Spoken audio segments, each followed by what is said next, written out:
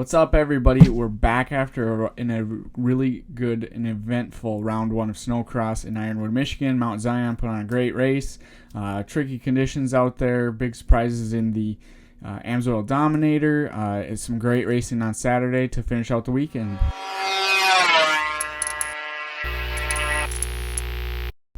Alright guys, what is up? Appreciate everybody tuning in. Welcome to episode 3 of Fast Track Unplugged. I'm Blaine Stevenson, your host, ISO racer, all sorts of just fandemonium over here. So, we had a great weekend of, kind of a delayed on a reaction video of Ironwood. Took some time to process it, but overall, man, just thinking about it, what a great weekend.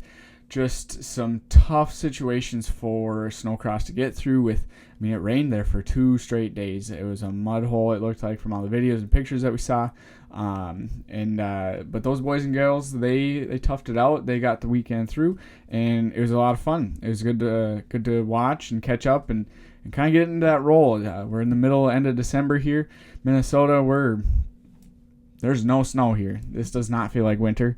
So, getting into some racing, even ourselves, and then getting into some SNOCROSS, watching all that, feels like it's going to start. So hopefully we get some cold weather and we can get these races clicked off without any weather issues. All right, so going through some of our Ironwood reactions. So I want to get into the Dominator.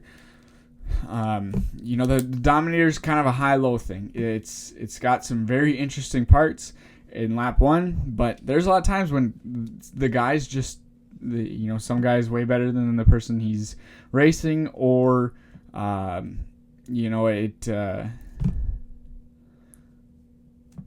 don't even know.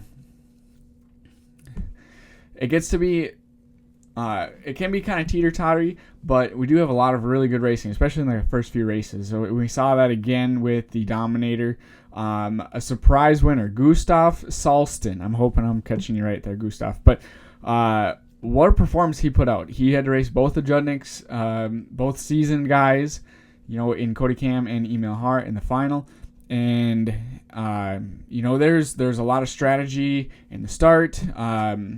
If you're on the outside, you're going to back her down early, you're going to chop under the guy in front of you, and usually you'd have the lead from there on out, and then into that back rhythm section, you could kind of control the pace and figure out where to go. It was really hard to pass the rest of the track, so especially on Friday night.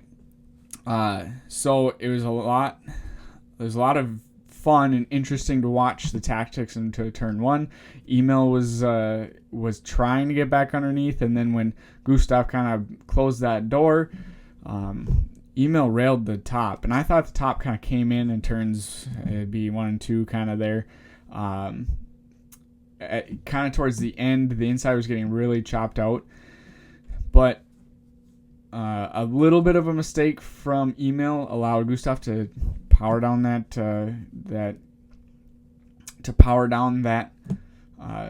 rhythm section and take the win. 10 grand.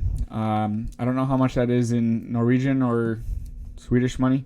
I can't remember which one he is, but good for Gustav, good for Elite Motorsports. Their first race, they come out swinging. That was it was really cool. A couple pro light guys did make it. I want to point that out. Nick Lorenz, number 1 in power rankings week 1, and Creighton Dillon, number 2 in power rankings week 1. So it was good to have those guys. Creighton Dillon actually won a heat, and we'll get more into Dillon later.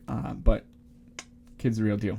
So if we move into Saturday racing, getting through all of the heat races and everything, I don't think we had a lot of surprises, right? Frank winning heat, Jordan LaBelle winning heat, that's maybe a surprise. He went 1-2, had some issues in the final. Kid is good, but and then Elias Ischel and Emil Har winning heats in round 2. But the podium is the guys that we expected. Podium's the guys that we expect. Elias Ischel, Emil Har, Cody Cam. This is going to be a season-long battle. They are going to, like I said, Ironwood had a lot of really tough track-making conditions, and you get into, it wasn't a small track necessarily compared to some of the tracks, but they didn't see them like there was ample opportunity to pass. So you get those three into a battle the rest of the year. You switch around the results a little bit. This points battle is going to get really cool. Cam looks pretty solid moving over to Judnick, and I have a feeling that he will only get more comfortable. Emil doesn't look like he has missed a beat, but neither does Elias. I mean, he looked really good to start. He did lose Heat 1 to LaBelle. LaBelle was pulling away a little bit, but Jordan had it looked like it was a taillight issue. I don't know what exactly it was, but it looked like it's a taillight issue. Obviously, in snowmobile racing, that stuff needs to go out, needs to work. So that was a big hit. And I can only imagine what that does for like the end of the year. If Jordan gets on some sort of hot streak and we point back to round 1 at Ironwood when his taillight didn't work, the Warner crew is going to be kicking themselves. So watch that development. Very interesting. Lots of really good racing. Kind of some winners and losers on the weekend. Obviously, Elias coming out swinging. With those other two on the podium, you can do nothing but continue to pocket as many points and put them behind you as possible. And, 5-time champ, he came out swinging. Everything was good on the SNOCROSS side. Big win, big first win for them, and Levi Ansrud, all the whole crew. So congrats to those guys. Judnick's putting the other two on the podium. 2 Polaris and a Dew on the podium. I think that team is just going to continue to get better and better and better. We've seen in the past where the Polarises will come out pretty flat on week 1. Last year was a different example. So can they continue? And even last year, like, they continue to get better throughout the year. So look for the Polaris guys to make a step up, especially Har and Cam. I did put as a loser. It's tough to say week 1 just to see where everybody's at, but again, I think that's going to be a bigger hit than we all anticipate right now for Jordan LaBelle. I had him number 4 in power rankings to begin the year. I don't think he's going to go anywhere, but I think this kid can win. I think, physically and everything, the sled, his skill, his talent, I think it's all there. But it's going to be up to him to really get that done. And into Pro Light. So, Pro Light racing it's interesting. This weekend it was a little bit interesting because normally we get 2 days of racing. They usually do the Dominator on one day, and then we have a Saturday and Sunday show. This year we only got 1 main event from each class, and that really shuffles stuff up.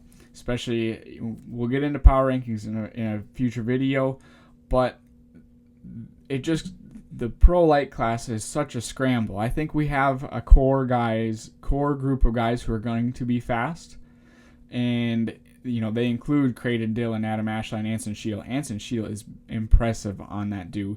And then you look at a guy like Eric Downs, goes 1-1 and finishes 12th. I don't remember what happened to him in the final, but he was kind of 8th, 9th, and I said just, if he can consistently get better throughout the year, he's going to become a top 5 threat.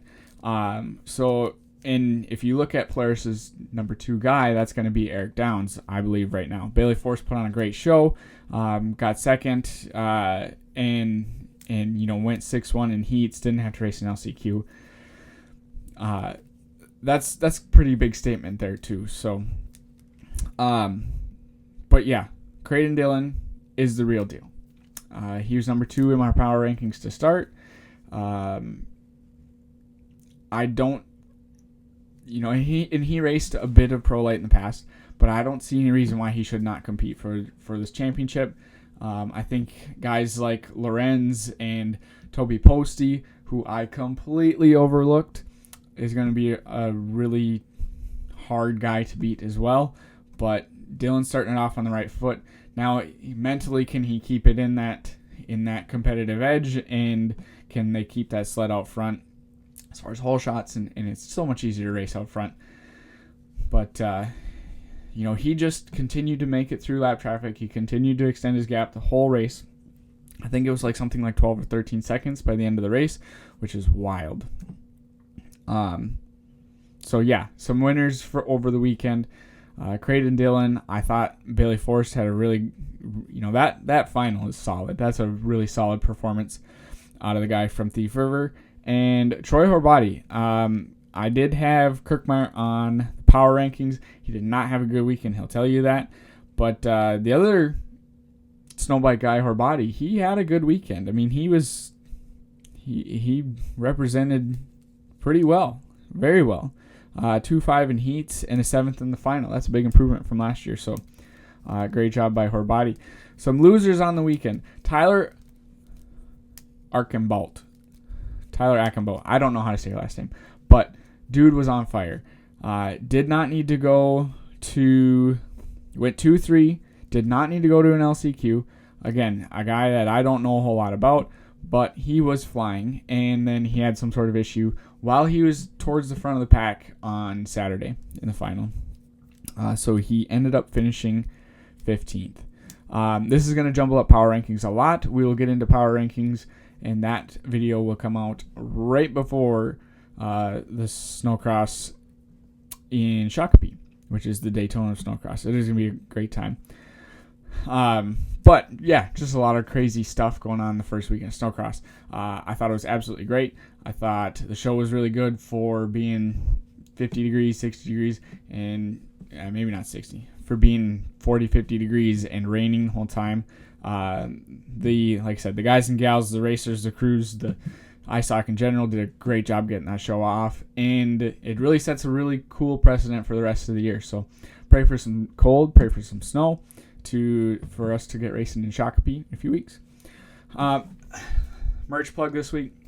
I got some wall stuff on Wall Brothers Racing, wallracing.com. They've got all of our team merch this year. They always do a good job of putting stuff together. They got some cool stuff this year. Also, our 102 beanies on BlaneStevenson.com. So lots of cool stuff. Tell me what you guys thought of round one of SNOCROSS in the comments below. We'll be doing some stuff on. It's kind of neat how this all kind of went out on for the first episode with some reels and stuff like that. So make sure you follow me on Instagram and jump in the conversation. We'd love to hear from you. But thanks for tuning in to Fast Track episode number 3.